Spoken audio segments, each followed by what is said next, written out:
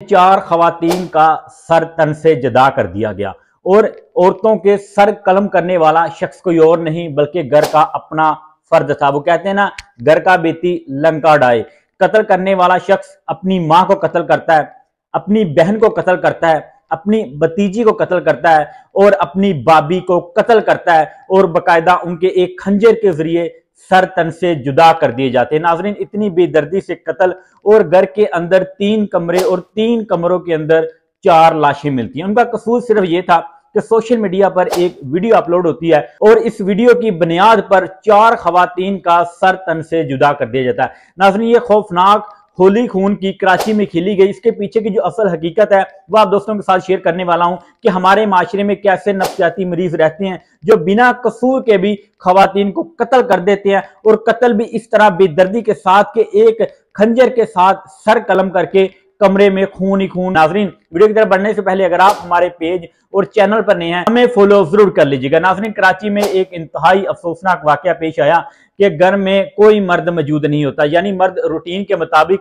अपने काम पे जाते हैं और कराची की एक हाई सोसाइटी में एक फ्लैट के अंदर एक बेटा ये खून की होली खेलता है और अपने घर की फैमिली की 4 खवातीन को कत्ल कर देता है। कत्ल करने के बाद दोबारा काम पे वापस चला जाता है अपनी फैमिली के साथ। जब रात को वापस आता है, यानी तमाम मर्द जब घर वापस आते हैं तो उनके साथ वो वापस घर आता है तो घर में लॉक लगा होता है और जब वो दरवाजा खटखटाते हैं लेकिन दरवाजा ओपन नहीं होता, क्योंकि पहले खवातीन दरवाजा खोल देती थी। तो बाप अपने बेटे से कहता है कि बेटा, आपके पास चाबी एक पड़ी हुई है तो अपनी पॉकेट से वो चाबी निकालें और दरवाजा खोले। बेटा पॉकेट से चाबी निकालता है, दरवाजा ओपन करता है। जैसे ही वो सामने देखता है कि सामने उनकी माँ का कमरा होता है और माँ की लाश खून में लथपथ पड़ी होती है। बेड पर उनकी जो दर है वो पड़ा होता है लेकिन सर वहां पे मौजूद नहीं होता। जब नीचे देखा जाता है तो माँ का सर नीचे पड़ा होता है। बेटा भागकर अपनी बीवी के कमरे में जाता है, बीवी के कमरे में भी खून ही खून होता है और वहां पर बीवी का जो सर है वो भी तन से जुदा होता है। उसकी बेटी का सर उसके सामने उसी कमरे में वो भी सर तन से जुदा कर दिया जाता है। उसके बाद वो अपनी बहन के कमरे में जाता है, देखता है कि बहन की लाश भी सामने पड़ी है और उसका भी बाकायदा सर कलम कर दिया गया। उसके बाद उसका एक 8 माह का बच्चा होता है, वो अपने बच्चे को ढूंढने की कोशिश करता है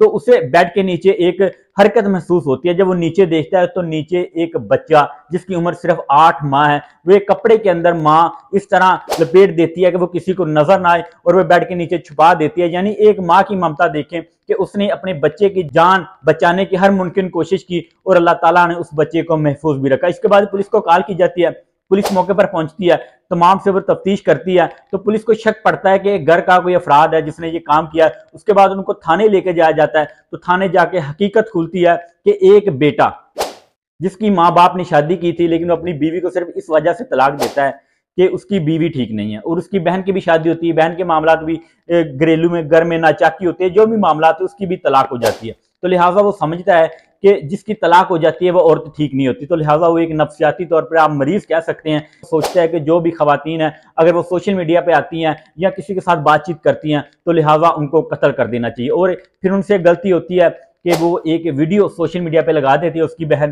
तो उसके बाद वो गुस्से में आकर अपनी बहन को, अपनी माँ को, अपनी बाबी को और अपनी भतीजी को बेदर्दी के साथ कत्ल कर देता है। और जब पुलिस हकायक पूछती है तो वो कहता है कि मेरी बहन का करैक्टर ठीक नहीं था, जिसकी वजह से पहले मेरी बहन की तलाक होती है और उसके बाद वो वीडियो सोशल मीडिया पर अपलोड करना शुरू कर देती है और इससे हमारे घर में बेहयाई फैल रही थी। इसे मेरी माँ भी सपोर्ट करती थी, इससे मेरी बाबी भी सपोर्ट करती थी। जब पुलिस वाला पूछता है कि उस 9 साल की बच्ची का क्या कसूर था जिसका तुमने सर कलम कर दिया, तो उसने कहा कि कल को इस बच्ची ने बड़ी होकर यही काम करना था तो मैंने सोचा कि यह काम करने से पहले क्यों ना मैं इसका सर कलम कर दूं। नाज़रीन, इस तरह के हमारे माशरे में जानवर मौजूद हैं।